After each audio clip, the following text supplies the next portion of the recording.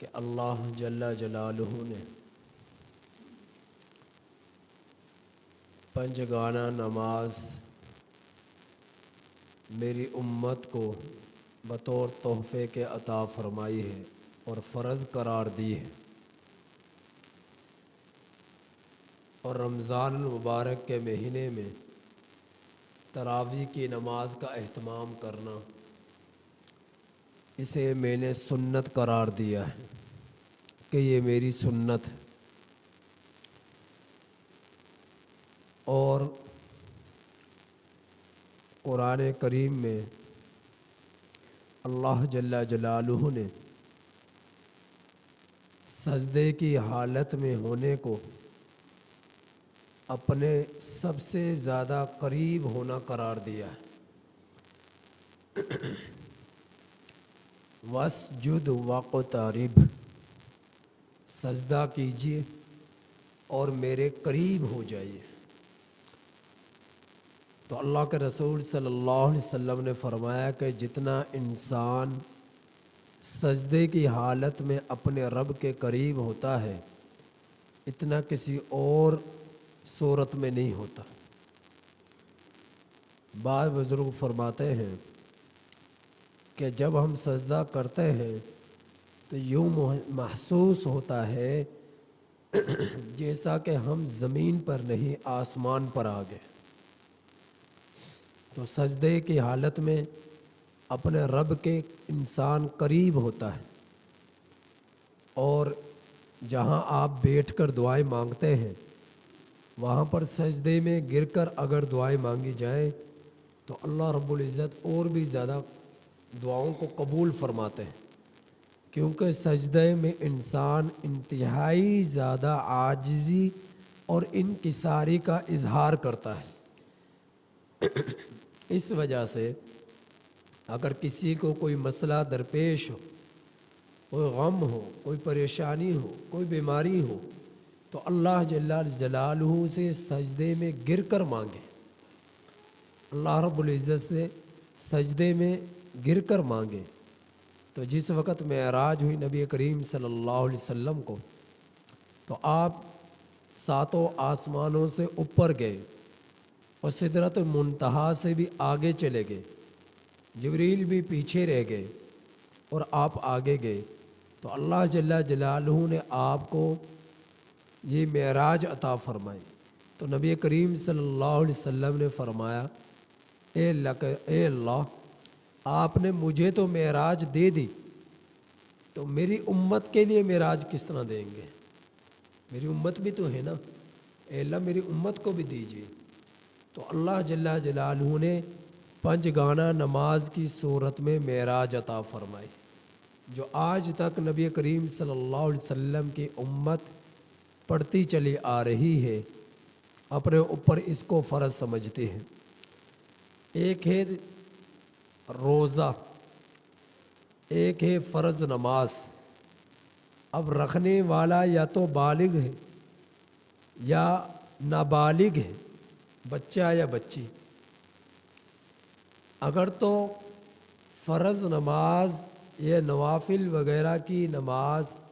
نابالغ بچہ بچی پڑھتا ہے، 7 سال سے عمر اوپر چلی جائے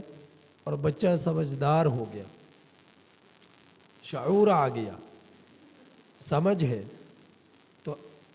اب اگر اس نفل نماز کو اس نے توڑ ڈالا یا فرض نماز کو اس نے توڑ ڈالا، تو پھر اسے حکم دیا جائے کہ وہ دوبارہ اس کو پڑھے۔ اور اسی طرح پر اگر کوئی بالغ مرد و عورت ہے،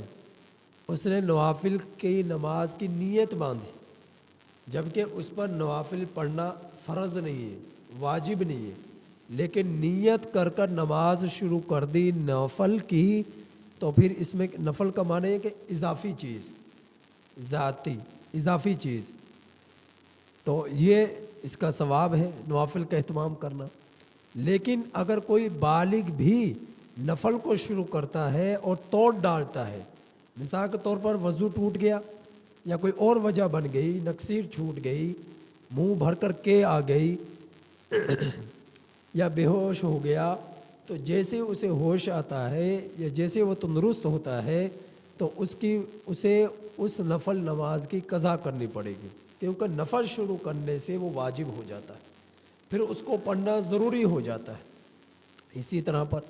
کسی نے نفل روزہ رکھا، اور روزہ رکھنا اس پر فرض نہیں ہے، نفل رکھا اور اب اس نے رکھ لیا لیکن توڑ ڈالا،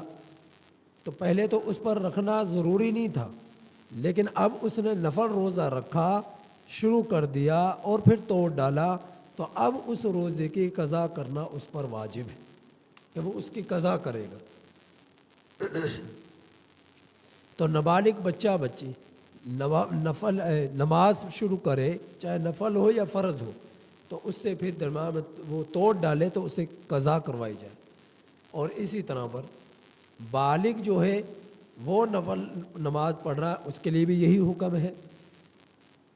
اب تراویح کی نماز جو ہے، جیسا میں نے سجدے کا ذکر کیا،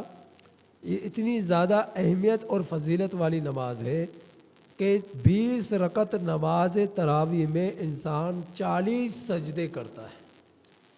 اور مہینے میں اگر پورے مہینے 30 دن کا ہوتا ہے اور پورے مہینے کے روزے تراویح اگر کسی نے پڑھی ہے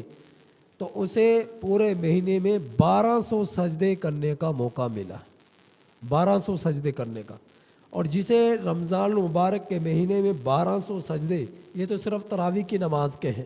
فرائض پنجگانہ نماز، نوافل، اشراق، چاس، اوابین، تہجد، یہ اس کے علاوہ ہے۔ اگر تراویح کی صرف نماز پڑھے تو 1200 سجدے کرنے کا موقع ملتا ہے، تو یہ اللہ تعالیٰ کی طرف سے بہت بڑی نعمت ہے،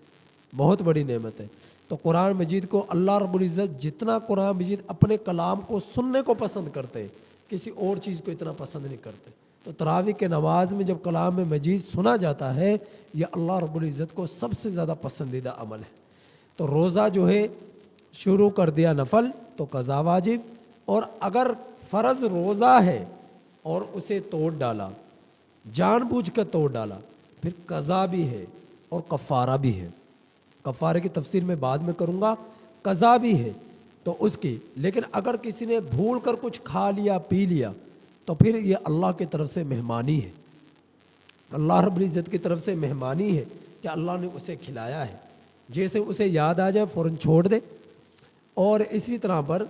اگر کسی نے روزہ نہیں رکھا، فرض روزے ہیں، رمضان المبارک کے مہینے کے روزے ہیں، کسی نے نہیں رکھا، مرد ہے یا عورت، پھر وہ لوگوں کے سامنے، روزے داروں کے سامنے کھلے عام سرے عام کھاتا نہ پھرے، کبھی پانی پی رہا ہے، کبھی دودھ پی رہا ہے، کبھی چائے پی رہا ہے، کبھی فروٹ کھا رہا ہے، کبھی کھانا کھا رہا ہے، تو روزے دار کے سامنے اپنے آپ کو روکے رکھے، ایسی حالت میں کھائے کہ کسی کو پتہ ہی نہ چلے کہ اس کا روزہ نہیں ہے، کیونکہ گناہ، ایک تو روزہ چھوڑنا گناہ ہے، اور دوسرا روزہ چھوڑ کر اس کا اظہار کرنا، یعنی گناہ کر کر اس کا اظہار کرنا، یہ ڈبل گناہ ہے۔ اور اللہ رب العزت تو ستار العیوب ہے، عیبوں کو چھپاتے ہیں، برائیوں کو چھپاتے ہیں۔ جب بندہ خود گناہ کر کر، جرم کر کر اور خود اس کا اظہار کرے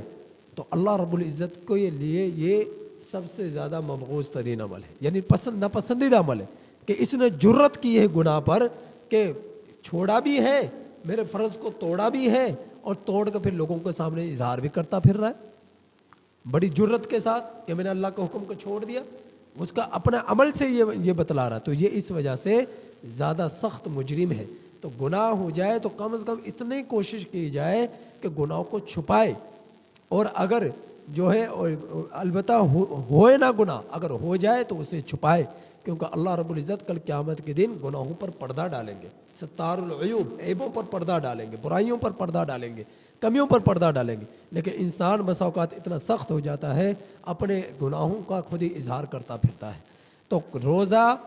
اگر جب قضا روزہ رکھ رہا ہے یا نفل روزے کی قضا کر رہا ہے یا فرض روزے کی قضا کر رہا ہے تو اس کی نیت پھر رات سے ہی کرنا ضروری ہے، صبح صادق سے پہلے نیت کرنا ضروری ہے۔ صبح صادق کے بعد نیت کرے گا اس کا روزہ نہیں ہوگا۔ جیسا کہ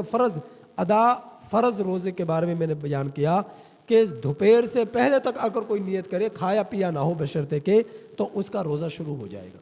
دوپہر سے پہلے تک اس نے نیت کر لی۔ تو لیکن قضا روزہ